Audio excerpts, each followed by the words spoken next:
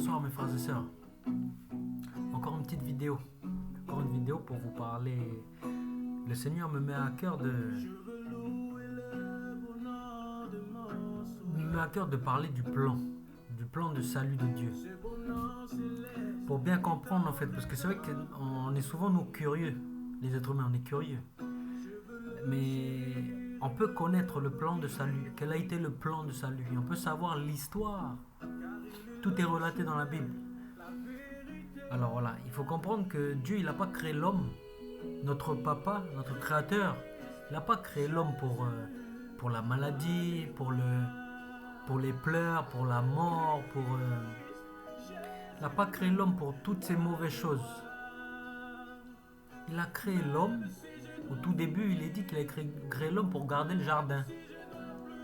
Et Adam, il vivait une vie de communion avec la nature, avec la création, avec Dieu, avec son créateur, son père. Et c'était une vie d'apprentissage. C'est Dieu qui apprenait à l'homme. C'est Dieu qui apprenait les choses à l'homme. C'était ça une vie de communion.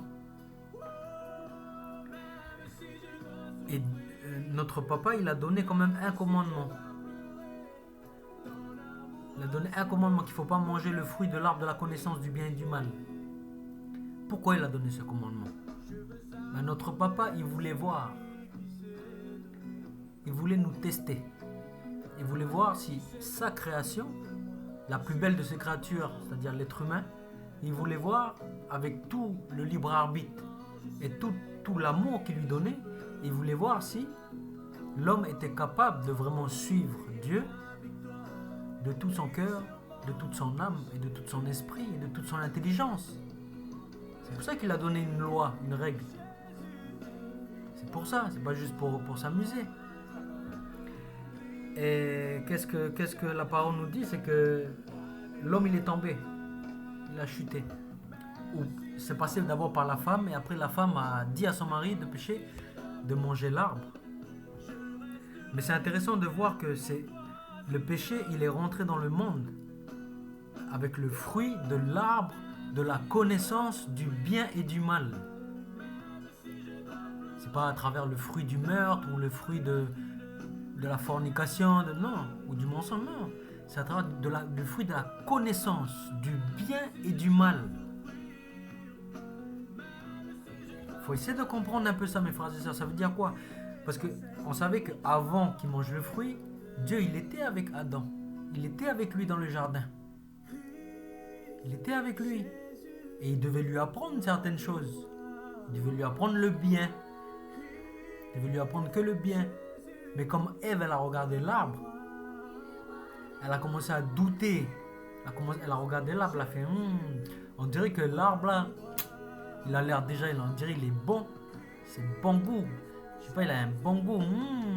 Et elle a dit aussi, on dirait il y a la connaissance dedans. On dirait que Dieu, il m'apprend pas tout. On dirait que dans cet arbre-là, je peux avoir de la connaissance. Comme le serpent, il m'a dit. Voilà le péché. Voilà comment le péché il est rentré. Il a mis le doute. Il a mis le doute dans Ève. Parce que Dieu, il était déjà avec eux, avec Adam et Ève. Il les apprenait toutes choses. Mais elle s'est dit, elle a dû se dire, notre créateur il nous apprend des choses, mais j'ai l'impression que cet arbre-là, il peut m'apprendre plus de choses. Il a l'air d'être très bon. Et elle a croqué. Elle a croqué, elle a péché, elle a fait l'acte de trop.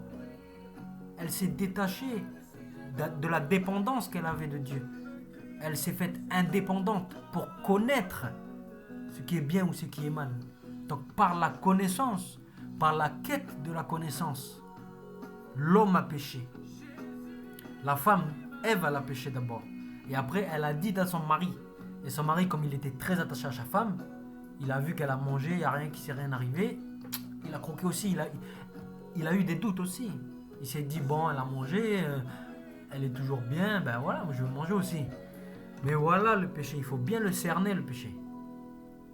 Cette quête de connaissance sans Dieu.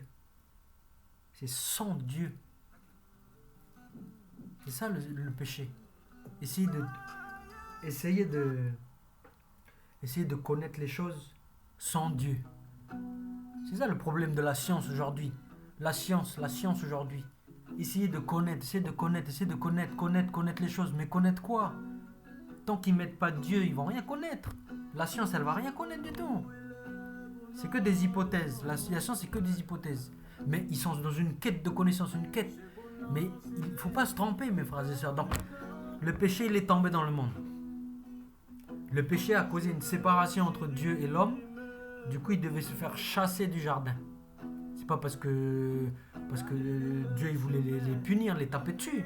C'est parce que le péché ne peut pas être en cohabitation avec Dieu. Donc forcément, il y a séparation. C'est une loi spirituelle, naturelle. Donc il les a chassés. Ils se sont fait, aïe, c'est fini. Ils n'ont plus la présence de Dieu. Ils sont partis vivre sur la terre, en dehors du jardin. Et l'accès à l'arbre de vie, il a été coupé. Voilà, après les humains, avec ce péché-là, ils ont engendré des enfants. Et ce péché, il est resté, cette soif de connaissance. Et les générations, ils se sont aggravés.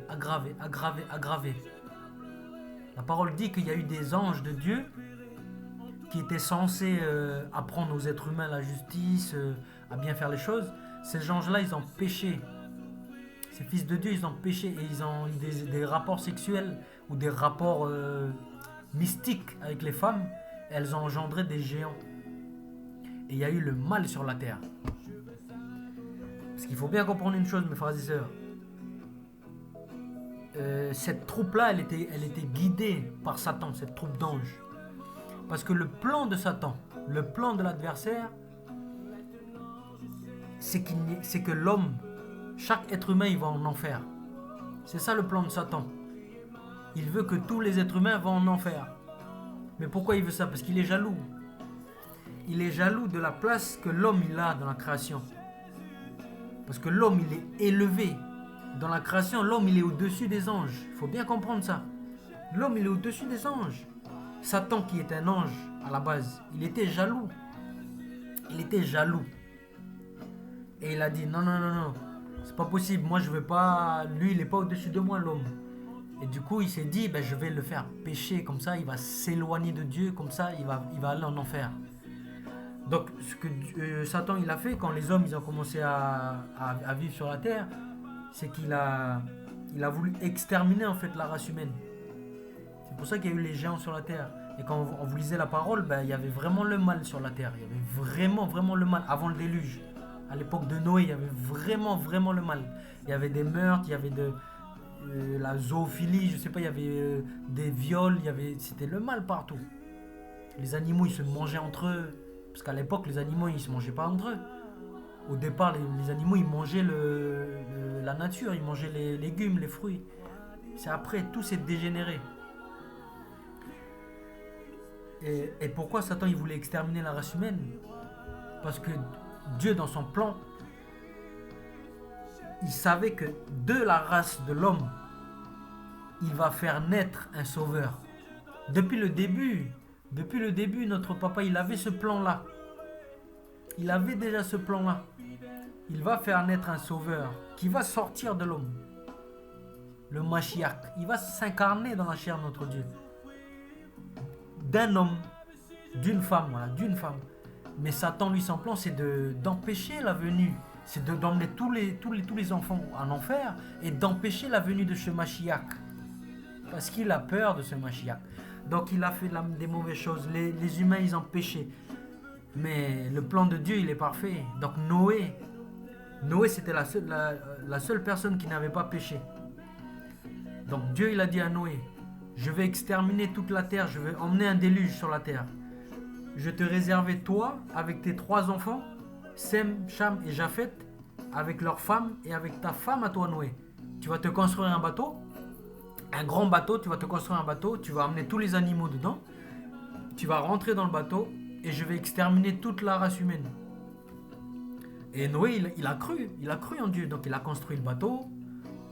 Et le jour J, Dieu il a dit rentre dans le bateau. Noé il est rentré dans le bateau avec ses enfants, avec sa femme, avec tous les animaux.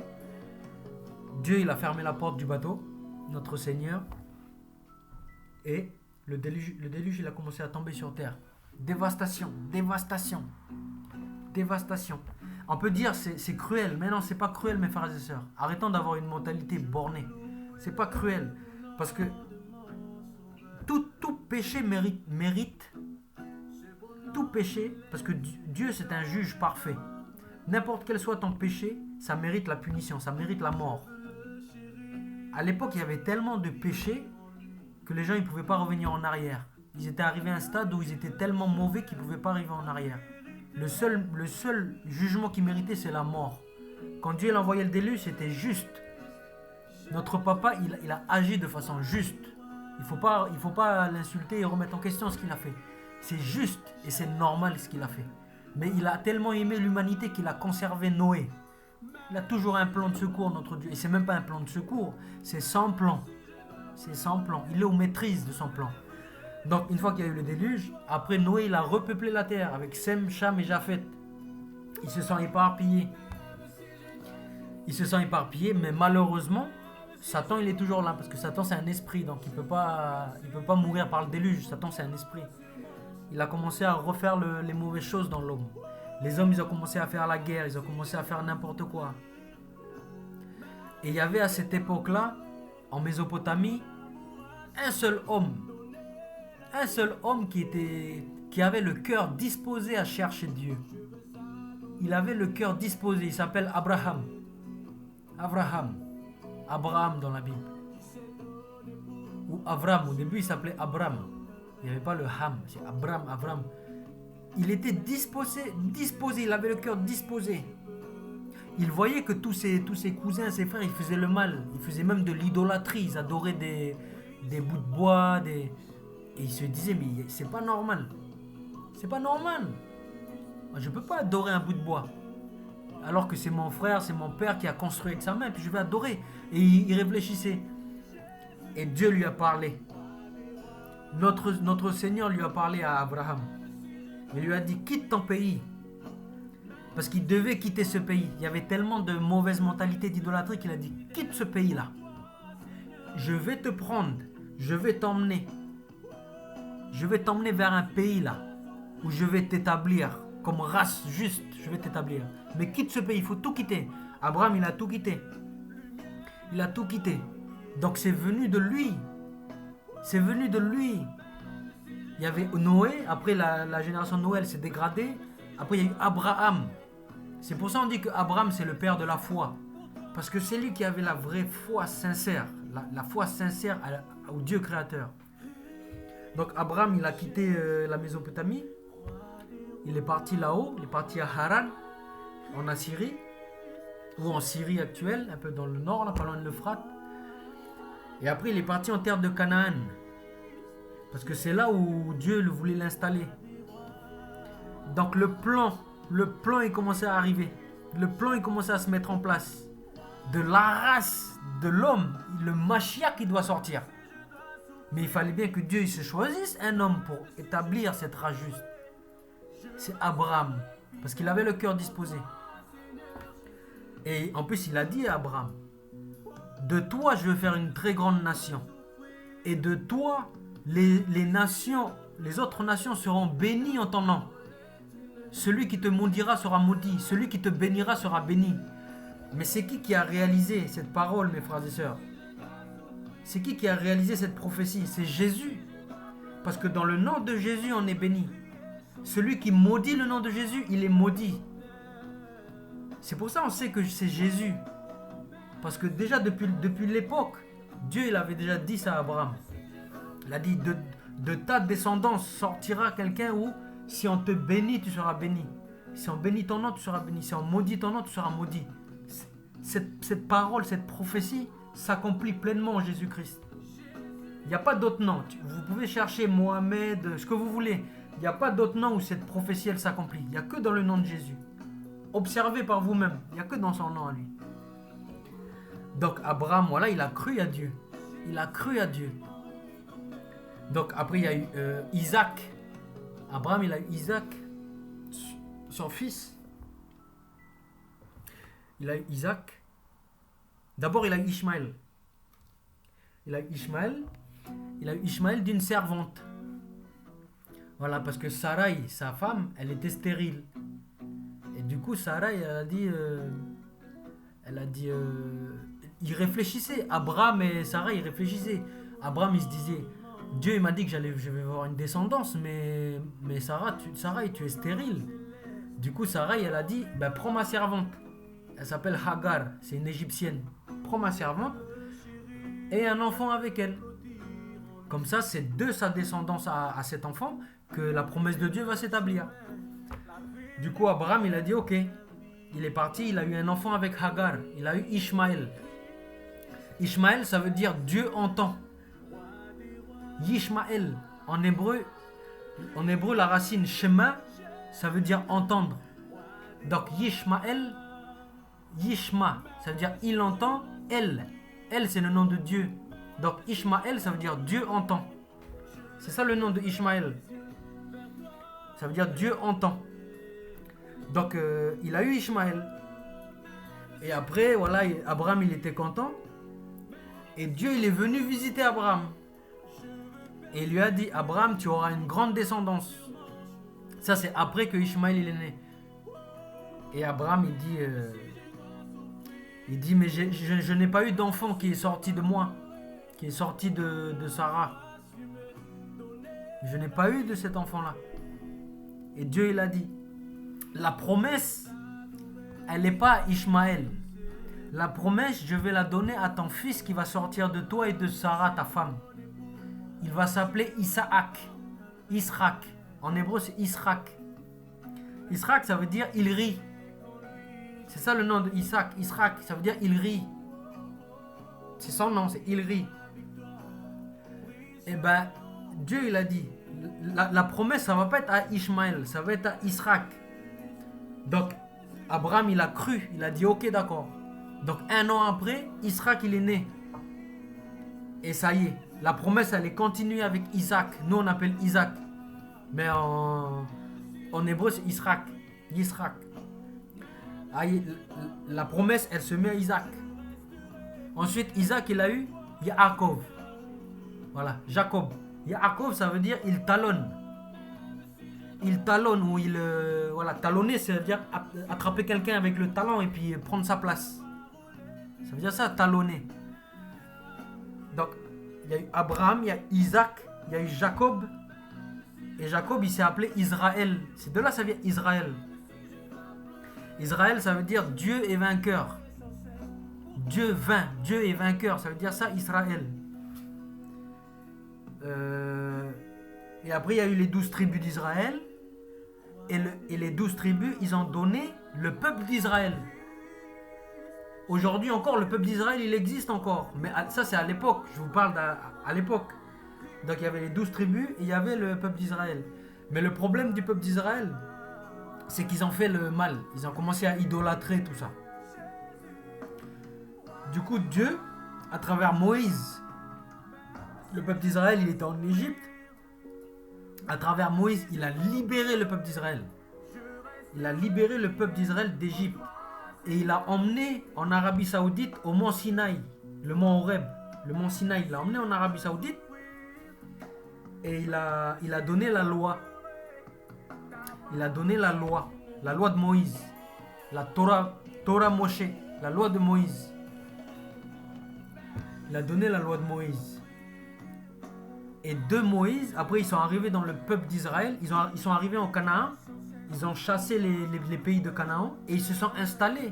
Donc Israël, il habite en Israël, c'est son pays à lui ça.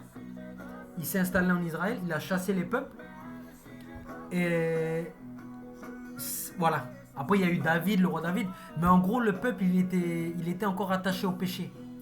Mais il y avait la loi, il devait respecter la loi. Mais malgré la loi, il péchait. Malgré la loi, il péchait. Malgré la loi, il péchait. Mais ça, c'était dans le plan de Dieu, ça. Malgré la loi, il péchait. Malgré la loi, il péchait. Mais le peuple est né. Le peuple de justice, il est né. Israël. Et Jésus est sorti d'une Israélite. Marie, elle était Israélite. Marie. Elle était israélite, elle n'était pas française, elle n'était pas espagnole. Elle était juive, Marie. avec Joseph, son mari. Donc, c'est pour ça que Dieu, il a créé une souche à partir d'Abraham, il a créé une race qui devait naître où va pouvoir naître le Mashiach. Et le Mashiach est né. Il est né en l'an, ça fait déjà plus de 2000 ans. Le Mashiach, il est né. Mais le Mashiach, il est né pourquoi? Et il est là le plan de salut. C'est qu'au tout départ, je vous ai expliqué que Adam, il s'est séparé de Dieu à cause du péché. Ils ont voulu connaître à travers leur propre connaissance. Ils se sont détachés de Dieu. Il y a eu une séparation. Jésus, il est venu enlever cette séparation qui s'appelle péché. Je vous ai expliqué, c'est déjà ça dans mes vidéos, mes frères et sœurs, mais il faut bien le comprendre. Donc, il faut comprendre qu'on est pécheur. Le plan de Dieu, il est fini. Maintenant, c'est juste à nous de croire.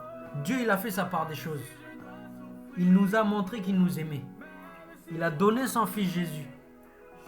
C'est à nous maintenant d'accepter ou pas. C'est plus son problème à lui. Mais malgré ça, il nous appelle tous les jours. Il nous donne des signaux. Parce qu'il nous aime de tout son cœur. Mais voilà le plan de salut, mes frères et sœurs. Le plan de récupération. Dieu est venu récupérer ses enfants qu'il aime. Mais il force pas. Il va pas forcer. Voilà. Il y a des religions, ils forcent. Les religions aujourd'hui, ils vont forcer. Dieu, c'est pas quelqu'un qui force. Dieu, il est doux avec nous. Donc, si tu veux pas accepter Jésus dans ton cœur, c'est entre toi et Dieu. C'est entre toi et Dieu. Après, si tu vas te faire punir après à la fin, c'est ton problème à toi. Parce que tu n'as pas voulu accepter Jésus, c'est ton problème. Mais aujourd'hui, il est encore temps d'accepter Jésus. Et il faut accepter ce plan de salut. Parce qu'il y a vraiment eu un plan de salut, mes frères et sœurs. Il y a vraiment eu un plan de salut. Et Satan, même s'il a essayé d'empêcher, la naissance de ce Mashiach-là. Vous savez, quand Jésus il est né, il y a le roi Hérode qui a voulu tuer Jésus. Il a voulu tuer Jésus. Du coup, le roi Hérode, il a fait assassiner tous les enfants de Bethléem. Il a fait assassiner tous les enfants de Bethléem, de 0 à 2 ans. Parce que Satan, il voulait tuer le Mashiach. Satan, il n'aime pas le Mashiach, parce qu'il sait que le Mashiach, c'est lui qui sauve les hommes. Satan, il le sait ça. C'est pour ça qu'il a voulu tuer Jésus quand il était bébé. Mais Jésus, il n'est pas mort quand il était bébé. L'ange, il l'a sauvé. Ils sont partis en Égypte, après ils sont revenus. Et ce qu'il faut bien comprendre, que Jésus, quand il est mort à la croix, c'est pas Satan qui l'a tué. C'est pas à cause de Satan. Jésus est mort à la croix, c'est lui qui a choisi de mourir à la croix. C'est Jésus qui a choisi ça. Parce qu'il t'aime. Il a fait le choix de mourir à la croix pour toi. Satan, il pouvait rien faire contre ça. Vous savez, avant que Jésus se fasse arrêter, Jésus, il est parti prier dans le jardin de Gethsémané. Jésus, il est parti prier et Satan, l'adversaire, il savait que Jésus, il devait mourir pour nous sauver du péché. Mais Satan, il a fait quoi? Satan, il a mis le doute dans Jésus. Il a mis le doute. C'est pour ça que Jésus, à un moment donné, il a prié le Père et il a dit, je n'ai pas envie de boire cette coupe-là. Jésus, il a commencé à avoir des doutes. Parce que Satan, il lui a mis le doute. Parce que Satan, il savait que si Jésus, il meurt, ça veut dire que Satan, il est écrasé. Parce que la mort de Jésus, c'est la victoire sur le péché. Donc Satan, il voulait pas qu'il meure à la croix. Mais Jésus, il est tellement saint, il est tellement puissant, il est tellement connecté avec son Père, avec notre Père céleste. C'est qu'il a dit,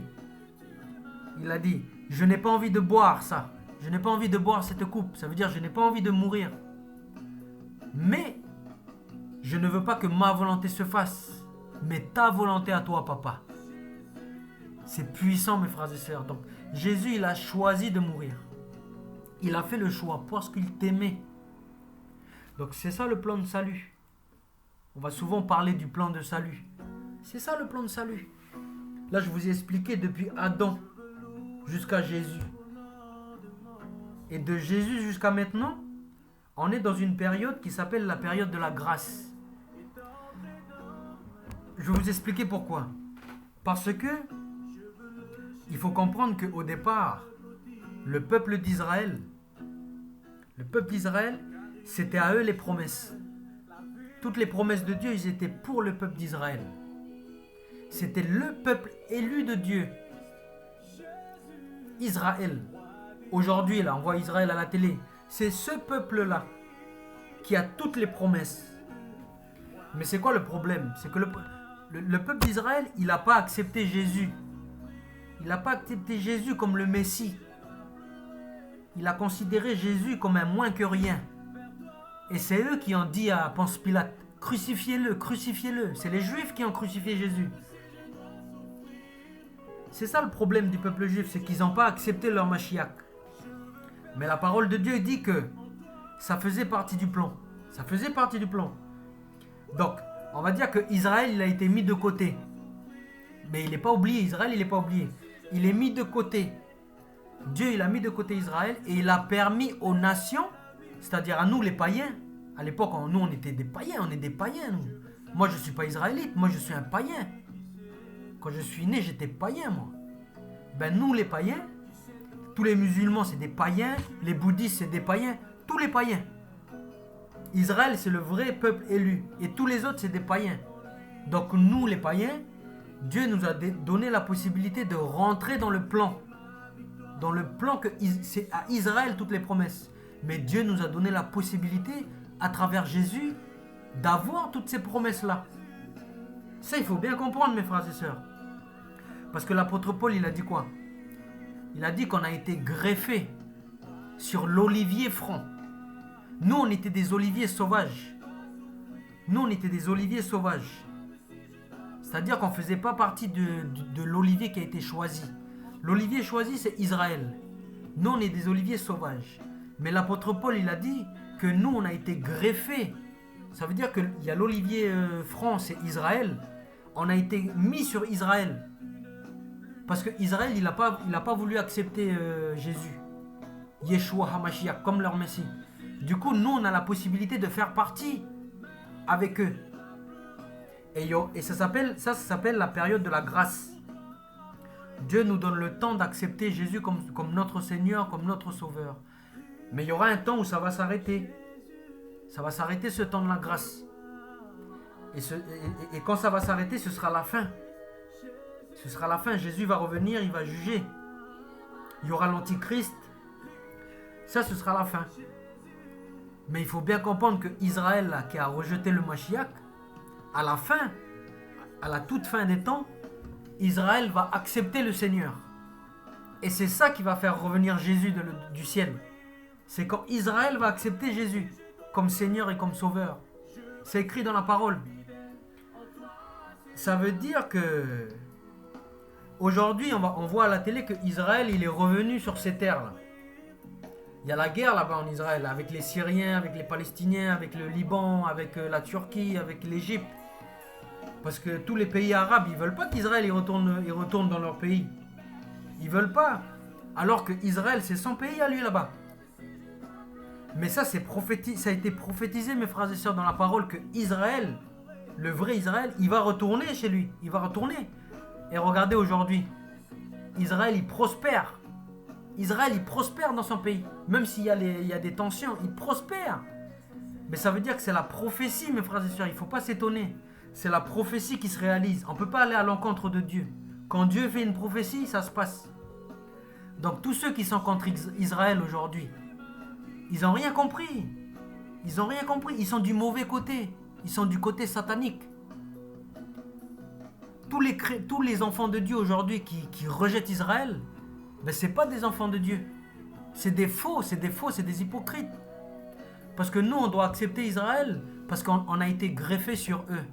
S'il n'y a pas Israël, il n'y a pas Jésus. S'il n'y a pas Jésus, il n'y a pas moi aujourd'hui. Donc il faut bien comprendre ça, mes frères et sœurs. Il faut bien comprendre le plan. Il ne faut pas rester focalisé sur aujourd'hui, 2020. Il faut comprendre le plan. Il faut comprendre les prophéties qui ont été annoncées dans la parole de Dieu. Donc là, Israël, il est revenu sur ces terres depuis 1947. Ça fait presque 80 ans que Israël il est revenu sur ces terres. Ça veut dire qu'on est proche de la fin, mes frères et sœurs. On est très proche. Vous savez, il y a un mouvement en Israël qui s'appelle les Juifs messianiques. Les Juifs messianiques, ce sont les Juifs qui acceptent Jésus comme Dieu et comme Seigneur et Sauveur. Et bien ça c'est nouveau ça. Ça c'est nouveau, mes frères et sœurs. C'est nouveau. Les Juifs, ils ont accepté Jésus comme Seigneur et Sauveur. On doit dire que Amen. Merci Seigneur. Ça veut dire que tout doucement, le retour de Jésus arrive. Tout doucement, le retour de Jésus arrive. Parce que c'est eux qui vont dire, Jésus, mon Seigneur, mon Sauveur, revenez parce qu'on se fait martyriser par nos voisins. Et là, Jésus va revenir sur le mont des Oliviers. Il va venir faire la guerre à l'Antéchrist. Et il va venir amener la paix sur terre. Voilà, mes frères et sœurs, le plan de salut. Donc, n'écoutez pas n'importe quoi. Vérifiez ce que je vous dis. Vérifiez dans la parole. Mais aujourd'hui, c'était pour vous expliquer ce plan de salut là. Comment notre papa, il nous a récupérés. C'est puissant, mes frères et sœurs. C'est puissant. Il nous a tant aimés qu'il est puissant. Oh, mes frères et sœurs, voilà. Soyez bénis ceux qui écoutent cette parole. Profondément bénis par le Seigneur et Sauveur. Yeshua HaMashiach. Oh oui, que son plan de salut se soit révélé dans nos cœurs. Que toute la connaissance de son amour soit révélée dans nos cœurs. Dans le nom de Jésus, notre Seigneur et notre Sauveur. Soyez bénis, mes frères et sœurs. Soyez bénis. Amen.